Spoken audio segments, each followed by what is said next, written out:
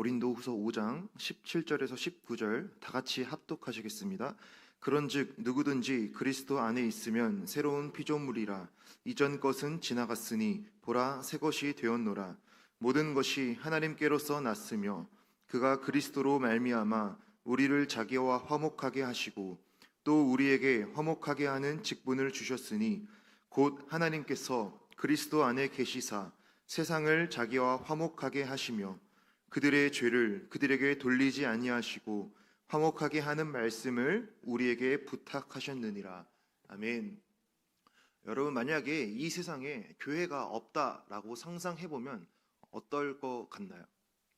설교를 준비하면서 이 세상에 만약에 교회가 없다면 이 세상이 어떻게 될까 생각을 해보았습니다. 지금도 살기가 어렵고 강팍하고 정말 세상에 너무나 많은 분쟁과 갈등이 있는데 교회마저 없다고 한다면 정말 이 세상은 이미 전쟁이 수도 없이 나서 멸망하지 않았을까? 지구는 핵전쟁이나 아니면 그 외의 것으로 이미 초토화되지 않았을까? 그런 생각을 합니다. 왜냐하면 교회의 가장 중요한 기능 중 하나가 죄를 지적하는 기능이잖아요. 하나님의 말씀을 선포함으로 우리가 어떠한 삶을 살아가야 하는지, 무엇이 옳고 무엇이 그른지 옳고 그름을 알려주는 것이 성경을 선포하는 것이, 하나님의 말씀을, 하나님의 뜻을 알려주는 것이 바로 교회의 중요한 일이다라고 할 수 있습니다. 잠언 말씀에 묵시가 없으면 백성이 방자히 행한다라고 하는 말씀이 있습니다. 여기서 묵시는 하나님의 계시, 즉 하나님께서 자신의 말씀을 알려주시는 것을 말씀합니다.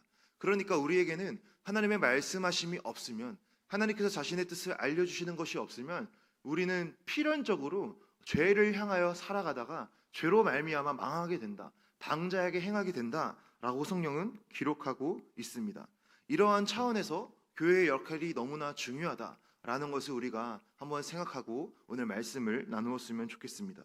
오늘 고린도후서 5장 17절, 우리가 너무나 좋아하는 말씀인데, 그런즉 누구든지 그리스도 안에 있으면 새로운 피조물이라. 이전 것은 지나갔으니 보라 새 것이 되었노라. 아멘. 우리가 새해 신년마다 외치기도 하고, 또는 우리의 마음을 새롭게 할 때, 또는 어떠한 표어나 어떠한 슬로건으로 많이 사용되는 그러한 말씀이라고 할 수 있습니다. 우리가 예수님 안에 거할 때 우리가 새롭게 된다라는 것을 말하고 있는 내용인데, 이 내용을 우리가 다 대략적으로는 알지만 구체적으로 조금 더 어떠한 의미를 가지고 있는지 성경을 조금 더 들어가서 한번 살펴보면 좋을 것 같습니다. 왜 우리가 새로운 피조물이 되어야 하는가라는 것을 생각해 볼 때 그 원래의 모습이 있었다라는 것을 생각해 볼 수 있습니다. 원래의 모습이 있었는데 그것이 망가졌고, 망가짐으로 말미암아 새롭게 고쳐야 될 필요성이 있으니까 새로운 피조물이 되었다라고 말하는 것이 아닐까라고 생각해 볼 수 있죠. 그래서 창조의 이것을 이제 흔히 기독교에서 말하는 창조, 타락, 구속으로도 다시 우리가 설명을 할 수 있을 것 같습니다. 하나님께서 사람을 자신의 모양과 형상에 따라 창조하셨고, 그 창조한 인간의 죄로 말미암아 타락하였고, 그 타락으로 망가진 인간을 다시 회복시키시는, 재창조하시는, 그래서 새로운 피조물로 만드시는 그 하나님의 구원의 역사가 담겨 있다라는 것을 생각해 볼 수 있죠. 이 창조, 타락, 구속을 우리가 다시 한번 조금 더 생각해 보면, 하나님께서는 인간을 자신의 형상과 모양을 따라 만드시고 이 세상을 정복하고 다스릴 수 있는 권세를 주셨습니다. 그래서 아담은 에덴 동산에서 무엇이든 자신이 하고 싶은 것은 다 할 수 있고 다스리고 정복하는 권세, 권한을 받은 존재였어요.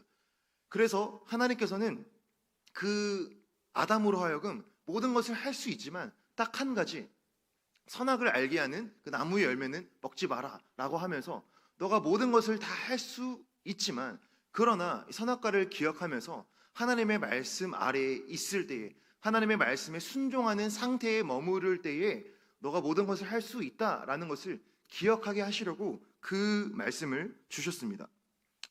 이것을 조금 더 우리가 생각해 보면은 하나님께서는 사람에게 통치권을 위임하셨다라고도 생각해 볼 수 있어요. 우리가 교회에서 청직이라는 이야기를 자주 듣잖아요. 청지기라는 개념이 이런 비슷한 개념인데, 청지기는 주인의 것을 위임을 받아서, 권한을 잠시 위임을 받아서 주인의 것을 대신 관리하는 어떤 집사의 역할을 한다라고 할 수가 있습니다. 하나님께서는 이 세상을 창조하시고 또 사람에게 이 세상을 하나님의 뜻에 따라 다스릴 수 있는 그런 어느 정도의 권한을 주셨다라는 것이죠. 그럼에도 불구하고 선악과 말씀을 기억하면서 하나님의 말씀 아래에 거할 때에 그 질서가 아름답게 질서 있게 흘러갈 수 있다라는 것을 말씀하셨습니다. 그러나 우리가 잘 알듯이 아담이 뱀의 꾀임에, 사단의 꾀임에 넘어가서 선악과를 먹고 말았고, 이로 말미암아 죄가 들어와서 이 세상은 하나님과 인간의 관계가 단절되고 파괴되고 말았습니다. 하나님으로부터 통치권을 위임받은 인간이 죄의 영향 아래에 놓이는 순간 이 세상은 죄로 물든 본성이, 죄로 물든 사람이 다스리는 세상이 되었고, 그로 말미암아 죄악이 가득한 그러한 세상이 되었다라는 것이죠. 이 죄의 영향, 죄의 본성은 우리의 모든 영혼과 육체, 온 마음에 영향을 끼치게 되었다라고 말하고 있어요. 그래서 우리 이성과 감정과 의지에 이르기까지 온 영혼과 육체에 전부 이 죄의 정욕이 영향을 미치게 되었다라는 것이죠. 그래서 우리는 잘못된 욕망과 하나님을 추구하지 않는 그러한 다른 것들을 추구하면서 살아갈 수밖에 없는 상태에 놓이게 되었다라는 것입니다. 그래서 그러한 죄로 물든 본성이 가득한, 그러한 본성으로 살아가는 인간이 다스리는 이 세계도 똑같이 죄의 영향 아래 놓여서 고통을 받는 세상이다라는 것이죠. 하지만 하나님께서는 이것을 이제 예수님을 통하여 회복을 시키십니다. 하나님은 이 죄로 물든 인류가 더 이상 자신의 피조물이라고 인정하실 수가 없었습니다. 하나님은 우리를 살리시고 우리와 함께 교제하기를 원하시는데, 하나님은 거룩하신 분이시기 때문에 죄로 가득한 사람과 함께 교제하고 함께 그런 하나님의 좋은 것들을 나누고 교제할 수가 없는 상황이 되었죠. 그래서 하나님께서는 성자 예수님을 이 땅에 보내셔서 예수님께서 십자가에 달려 죽게 하심으로써 모든 사람들의 죄의 문제를 예수님이 대신 감당하게 하시고 그 심판의 값을 예수님이 대신 치르게 하셨습니다. 성경 말씀은 예수님께서 우리를 위한 화목제물이 되셨다라고 말씀하고 있습니다. 로마서 3장 25절, 이 예수를 하나님이 그의 피로써 믿음으로 말미암는 화목제물로 세우셨으니 이는 하나님께서 길이 참으시는 중에 전에 지은 죄를 간과하심으로 자기의 의로우심을 나타내려 하심이니. 아멘. 예수님을 하나님께서 그의 피로써 믿음으로 말미암는 화목제물로 세우셨다. 예수님이 화목제물이 되심으로써 모든 인간이 하나님과의 관계가 다시 회복되어서 화목의 관계를 이룰 수 있게 하셨다라는 것이죠. 그래서 우리가 창조 타락 구속을 우리가 아주 빠르게 살펴보았는데, 이러한 의미에서 예수님께서 우리를 위하여 화목제물이 되셔서 우리가 그 의를, 예수님의 은혜를 믿고 고백하며 나아갈 때에 우리가 예수님 안에서 새롭게 되었다, 새로운 피조물이 될 수 있다라는 것을 우리가 알 수 있습니다. 다시 오늘 본문으로 와서 18절 19절 말씀을 보겠습니다. 모든 것이 하나님께로서 났으며 그가 그리스도로 말미암아 우리를 자기와 화목하게 하시고 또 우리에게 화목하게 하는 직분을 주셨으니 곧 하나님께서 그리스도 안에 계시사 세상을 자기와 화목하게 하시며 그들의 죄를 그들에게 돌리지 아니하시고 화목하게 하는 말씀을 우리에게 부탁하셨느니라. 아멘.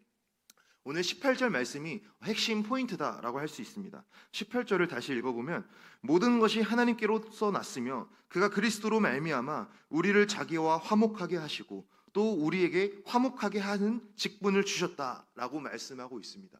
예수님의 화목의 은혜로 구원받은 우리에게 예수님은 이제 화목의 직분을 주셔서 우리로 하여금 또 다른 사람들을 하나님과 화목하게 하는 그 역할을 맡기셨다라는 것이죠.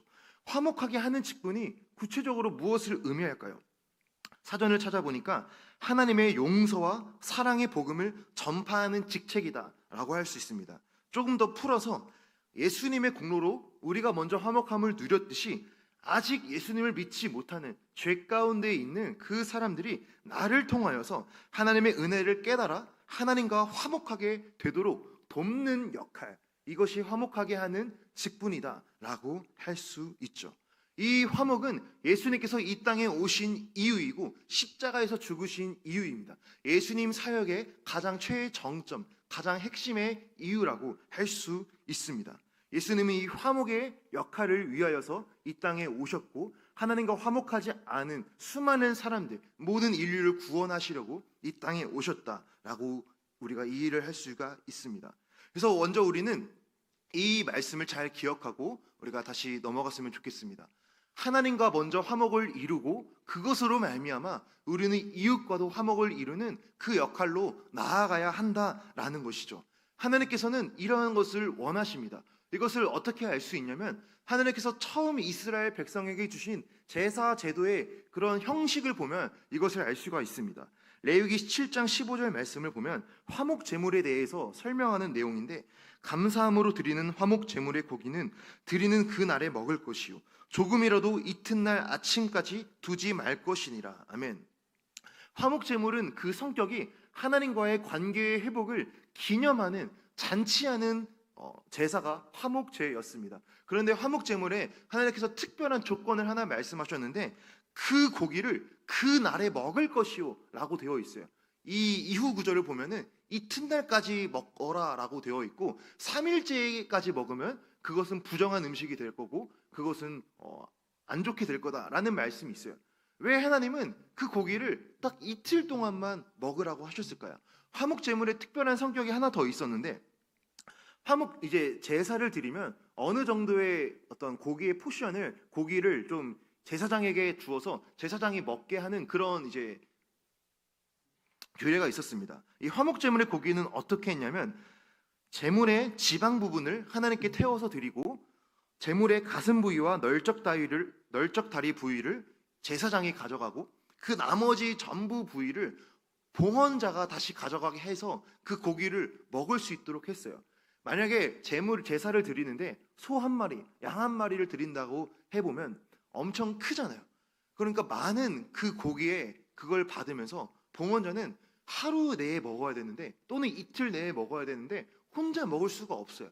그러니까 하나님께서는 화목제물의 고기를 가족과 또는 이웃과 또는 가난한 사람들 또는 레위인들, 이러한 사람들과 함께 나누어 먹는 그런 잔치를 열게 하심으로써 이런 하나님과의 관계 회복이 이웃으로의 그런 회복으로도, 이웃으로의 어떤 평화로도 이어지게 하셨다라는 것을 우리가 알 수 있습니다. 여기까지 하고 조금 이제 다시 살펴보면, 오늘 우리가 살아가는 시대가 사실 너무나 혼란한 시대를 살아간다라고 생각을 할 수 있어요. 저도 뉴스를 자주 보는데 정말 수많은 어떤 안 좋은 소식들, 뭐 산불이나 자연재해나 전쟁의 소식들, 이러한 것들을 우리가 듣고 보면서 사실 우리 마음이 너무나 상합니다. 저도 이 세상을 살아가면서 도대체 우리의 미래가 어떻게 될 것인가, 이 세상이 어떻게 될 것인가, 이 대한민국의 미래가 어떻게 될 것인가, 뭐 이러한 고민과 걱정이 자주 들긴 해요. 그러면서 이런 생각을 하기도 합니다. 도대체 하나님께서 이 세상을 다스리신다고 하는데 정말 하나님께서 다스리시는 것이 맞는가? 하나님께서 이 세상을 다스리시면 왜 이 세상은 이렇게 갈등과 분쟁과 안 좋은 소식들이 많이 일어나고 있는가? 이러한 생각을 하게 됩니다. 그러면서 이제 제가 학교에 있으면서 수업을 듣는데 교수님이 이번 주에 해주신 말씀 중에 굉장히 마음에 은혜가 되었던 부분이 있는데, 우리가 힘들고 어려울 때, 고난을 받을 때 많은 것들로 위로할 수 있지만 하나님의 속성을 다시 한번 묵상하면 그것으로 위로를 받을 수 있다라고 말씀하셨어요. 예를 들어서 하나님의 불변성, 하나님의 영원성, 하나님의 무한성, 하나님이 영원토록 존재하시고 불변하시고 무한히 계신다, 뭐 그러한 속성들, 사실 너무나 딱딱하고 그냥 하나님 그러신 분이구나, 우리가 그런 학술적으로만 이해할 수 있는데 우리가 그것을 잠잠히 묵상하고 또 다시 곱씹어보고 다시 생각해보면 그 하나님의 속성에서 우리는 충분히 위로를 얻을 수 있다라는 것이죠. 그래서 말씀을 준비하면서 다시 생각해 보았습니다. 하나님께서 영원토록 불변하시는 분이시고 이 세상을 다스리시고 통치하시는 분이라고 하는데 왜 이 세상은 이런 어려움과 아픔과 갈등이 있을까? 다시 그러나 말씀을 준비하면서 기도하면서 생각해 보았을 때 아직 죄로 말미암아 이 세상은 갈등과 아픔이 있지만 그럼에도 불구하고 여전히 하나님은 하나님의 섭리에 따라서, 하나님의 뜻에 따라서 이 세상을 다스리고 계시고 이 세상을 통치하시는 분이시다라는 것이죠. 우리가 이것이 조금 마음에 공감이 되지 않는다 할지라도 우리가 이것을 믿음의 고백으로 하고 이것을 우리가 선포했으면 좋겠습니다.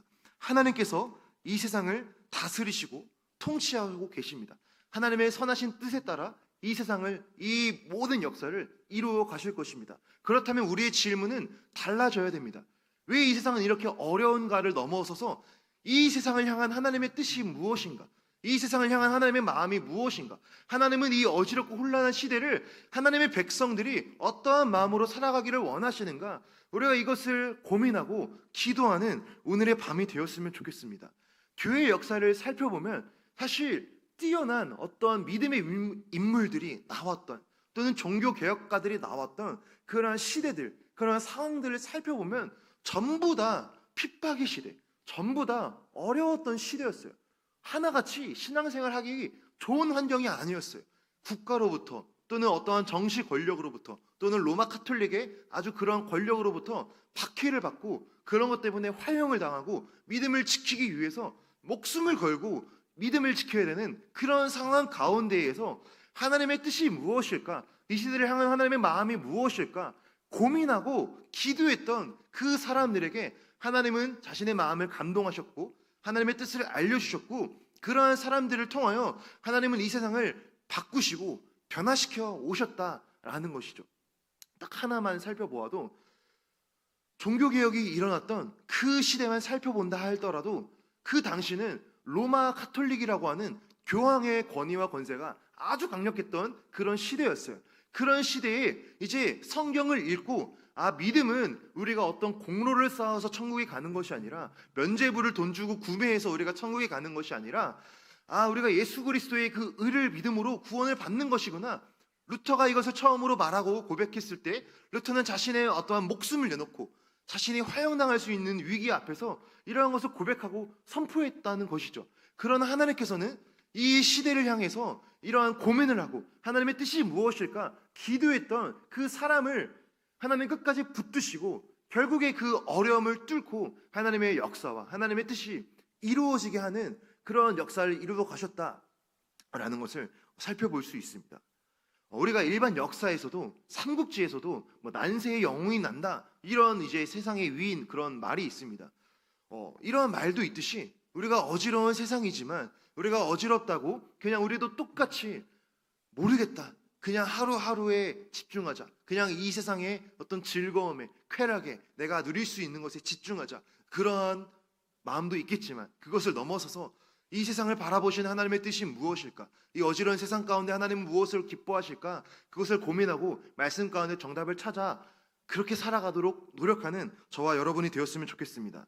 많은 이제 어떤 포문을 열었는데 그렇다면 우리는 다시 말씀으로 돌아와서 하나님은 우리가 화목하게 하는 직분을 감당하라고 말씀하셨고 우리 그 역할을 주셨어요. 그리고 우리가 살아가는 이 시대 가운데 우리가 이 화목하게 하는 직분을 어떻게 우리가 감당할 수 있을까? 우리가 이 부분을 한 번 더 생각해 보았으면 좋겠습니다. 많은 것들이 있겠지만 그냥 제가 생각해 봤을 때 제가 설교를 준비하면서 딱 두 가지 포인트만 준비했습니다. 이것을 나누고 함께 기도하기를 원합니다. 첫 번째, 하나님은 이 세상 가운데 어떻게 우리가 화목하게 하는 직분을 감당할 수 있도록 하시는가? 우리는 어떠한 방식으로 이 역할을 감당할 수 있을까? 첫 번째로는 우리가 교회를 세우고 교회의 사역에 동참함으로 이 직분을 잘 감당할 수 있다라는 것이죠. 사실 너무나 뻔하고 당연한 얘기지만 조금 더 풀어서 나누자면, 먼저 우리가 교회가 어떠한 곳인지 정의를 해봐야 됩니다. 교회는 아주 간단하게 말하면 하나님 나라의 백성이 모인 공동체라고 할 수가 있어요. 그러면 교회의 정체성이 무엇일까? 도대체 교회는 무엇을 하는 곳이 교회라고 할 수 있는가? 많은 것들이 있겠지만 딱 교회가 무엇을 하는 곳인지 세 가지로만 생각해 보면은, 첫 번째로는 교회는 예배하는 곳이다라고 할 수 있어요. 교회는 예배하는 공동체입니다. 왜 예배하는 공동체일까요? 성경을 살펴보면 출애굽기 3장 12절 하나님이 이르시되 내가 반드시 너와 함께 있으리라. 내가 그 백성을 애굽에서 인도하여 낸 후에 너희가 이 산에서 하나님을 섬기리니 이것이 내가 너희를 보낸 증거니라. 아멘. 하나님께서 모세를 출애굽의 사명을 주시는 대목이에요. 그런데 모세가 물었어요. 하나님, 근데 왜 이스라엘이 왜 나와야 돼요? 애굽에서 비록 핍박받고 노예로 살고 있지만 왜 가나안 땅으로 나와야 돼요? 본질적인 질문이잖아요. 이에 대한 답변이에요. 애굽에서 인도하여 낸 후에 너희가 이 산에서 하나님을 섬기리니, 곧 하나님을 예배하는 백성으로 만드시는 것이 하나님의 구원하신 목적이었다라고 할 수 있죠. 구약의 이스라엘은 신약의 교회의 모형, 원형이다라고 할 수 있어요. 하나님은 이스라엘 백성을 구원하셔서 하나님의 백성, 하나님의 자녀 삼으셨고 그들에게 말씀과 사명을 주셔서 이 세상 가운데 하나님의 뜻을 이룰 수 있도록 하셨습니다. 그것이 이제 신약 시대에 넘어와서는 예수님을 믿고 예수님을 주라 고백하는 모든 사람들이 하나님의 백성, 하나님의 자녀가 되어서 교회를 통하여 하나님의 뜻을 이루어 가실 수 있도록 이 역할이 이어지도록 하셨어요. 그러니까 하나님께서 이스라엘을 구원하신 이유가, 본질적인 이유가 예배하기 위함이다 라고 한다면 교회가 오늘날 이 땅에 존재하는 이유도 바로 예배하기 위함입니다. 우리가 이곳에 모여서 함께 예배하고 주님을 찬양하고 말씀을 듣고 기도하는 이 모든 것은 교회가 존재하는 가장 본질적인 이유이고 가장 중요한 사명이다 라고 할 수 있습니다. 두 번째, 교회는 교육하는 곳입니다. 하나님의 백성들이 어떻게 살아가야 하는지 그 말씀을 통하여서 하나님의 뜻을 교육하고 우리가 성장할 수 있도록 양육하는 것이 바로 교회다라고 할 수 있죠. 아까 창조 타락을 말했는데 우리는 구원을 받고도 여전히 타락의 본성을 지닌 몸을 입고 살아가고 있어요. 그래서 우리는 주님의 나라 가는 그날까지 여전히 죄의 연약함을 동시에 느끼며 살아가는 그런 연약성이 있습니다. 그렇기에 우리는 날마다 하나님의 말씀을 들어야 되고 말씀으로 교육을 받아야 되고 어떠한 삶이 하나님의 기뻐하시는 삶인지를 교회의 양육을 통하여 우리는 배워야 됩니다. 교육을 들어야 합니다. 이런 의미에서 교회에서 하는 모든 양육, 제자 훈련, 각각 교육 부서마다 하는 토요일날 이루어지는 성경 공부, 훈련들은 모두 교회의 본질적인 사명이다라고 할 수 있죠. 에베소서 4장 11절 12절 그가 어떤 사람은 사도로, 어떤 사람은 선지자로, 어떤 사람은 복음 전하는 자로, 어떤 사람은 목사와 교사로 삼으셨으니 이는 성도를 온전하게 하여 봉사의 일을 하게 하며 그리스도의 몸을 세우려 하심이라. 아멘. 하나님께서는 교회에 다양한 직분을 주셨는데 그 모든 이유와 목적은 성도를 온전하게 해서 봉사의 일을 하게 하는 것이다. 그리스도의 몸을 세우게 하려 하는 것이다. 그리스도의 몸이 무엇입니까? 교회이죠. 교회를 건강하게 세우는 것, 성도를 온전하게 하여서 건강한 교회를 세우는 것이 우리의 사명이다라고 할 수 있습니다. 그러한 의미에서 우리가 함께 교회에서 봉사하고 우리가 작은 역할, 교사로, 설거지로, 청소로 또는 목자로 여러 가지 우리가 청소하는 일, 여러 가지 일로 교회를 섬기는 그 모든 것은 성도를 온전하게 하여서 그리스도의 몸, 교회를 더 건강하게 세우려 하기 위한 그 목적과 방향을 바라보면서 우리는 해야 한다라는 것이죠. 교회가 그리스도의 몸이라고 하는 차원에서 우리는 이 교회를 더욱더 바르게 세워나가고 함께 하나 되게 하는 일에 더욱더 힘써야 할 줄로 믿습니다. 그리스도의 몸인 교회를 우리가 하나 되게 해야 하는데 이 교회를 갈라지게 하고 분열하게 하는 것이 절대 하나님께서 기뻐하시는 일이 아니다라는 것을 우리가 분명히 알고 교회의 조금 아픔과 연약함과 조금의 어떠한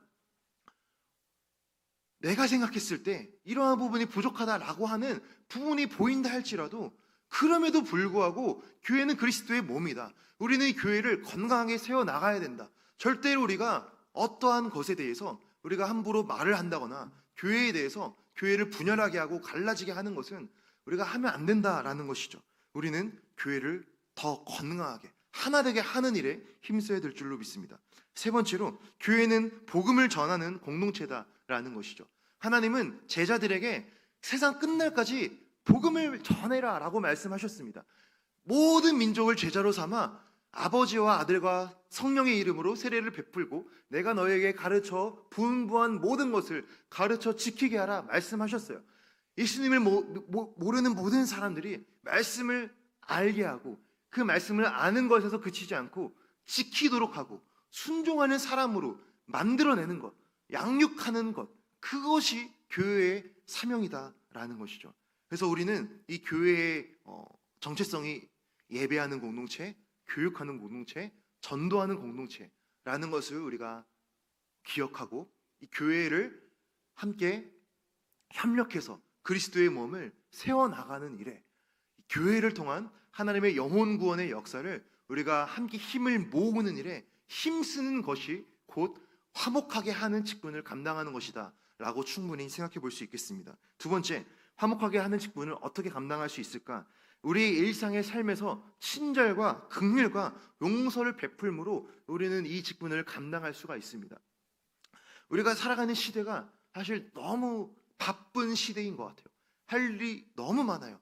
해야 될 게 너무 많아요. 뭐 서류 제출해야 될 것도 너무 많고 세금도 너무 많고 알아봐야 할 것도 너무 많고 뭐 하나 정부 신청하려고 해도 알아보고 뭐 이런 뭐 통지서나 이런 나의 신상 정보를 뭐 제출해야 되는 그런 서류들도 너무 많고 우리가 정말 할 일과 수많은 업무와 이러한 스트레스가 많은 시대를 살아가면서 우리가 충분히 휴식을 누리지 않으면 우리가 또 하나님과의 관계 안에서 우리의 마음이 평안을 누리지 않으면 우리의 스트레스는 굉장히 아주 좀 차갑고 조금 예민하고 좀 그러한 우리의 마음이 쉽게 될 수도 있다라는 것이죠.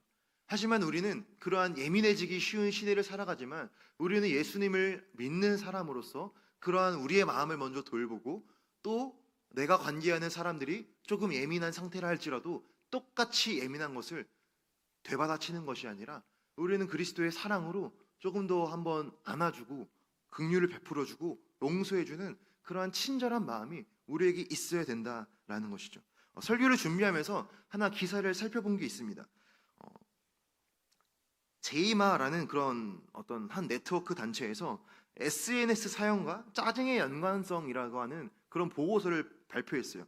2025년 1월에 나온 보고서인데 이 보고서의 내용을 제가 챗 GPT에 돌려서 요약한 그거를 그대로 읽어드리겠습니다. SNS 사용과 짜증의 연관성을 분석한 이 연구에 따르면 SNS 사용 시간이 많을수록 짜증 수준이 높아지는 경향이 확인되었다. 특히 틱톡과 페이스북이 짜증과 높은 연관성을 보였다. 연구진은 비현실적인 이상적 이미지 노출과 자극적인 콘텐츠 중심의 알고리즘이 주된 원인이라고 분석했다. 비현실적인 이미지에 반복적으로 노출되면 자신의 삶이 상대적으로 부족하다고 느끼게 되고 짜증, 불만족, 좌절감 등이 증가하기 때문이다. 이뿐만 아니라 SNS, 알고리즘이 부정적인 컨텐츠를 우선적으로 노출하는 경향이 있다. 정치 성향, 논란거리가 될 만한 자극적인 컨텐츠가 좋아요, 댓글, 공유 등의 더 높은 참여율을 유도하기 때문이다. 부정적인 감정 반응을 유발하는 컨텐츠에 반복적, 장기적으로 노출되면 결국 일상에서도 짜증을 증가시키는 요인으로 작용한다. SNS를 아예 사용하지 않는 사람과 비교했을 때 하루 대부분 SNS를 사용하는 사람은 짜증 점수가 평균 3.5점 더 높았다. 또한 게시물 작성 빈도가 높은 사용자일수록 짜증 수준도 높았다. 이러한 연구 결과는 SNS의 과도한 사용이 정신 건강에 부정적인 영향을 미칠 수 있음을 시사한다. 사실 이제 청년 세대에게는 좀 많이 공감이 되는 내용이라 할 수 있습니다. 우리가 뭐 인스타그램이나 우리가 뭐 여러 가지 유튜브라던가 기사라던가 그러한 것을 보면 사실 거기에는 훈훈한 내용의 기사라던가 그런 것보다 짜증을 유발하거나 누군가를 욕하거나 누군가를 뒷담화한다거나 누군가를 폄하하는 그러한 어떤 부정적인 감정을 요소하는 컨텐츠들이 훨씬 많다라는 것이죠. 그래서 우리가 그러한 것에 더 자주 노출되고 반복되면 우리가 알게 모르게 그러한 것에 영향을 받을 수 있다라는 그런 연구 결과입니다. 우리가 말씀에서도 믿음은 들음에서 난다라는 말씀이 있잖아요. 우리가 어떠한 말씀을 자주 듣고 보는지는 사실 우리에게 많은 영향을 미쳐요. 말이 사실 굉장한 많은 영향을 미칩니다.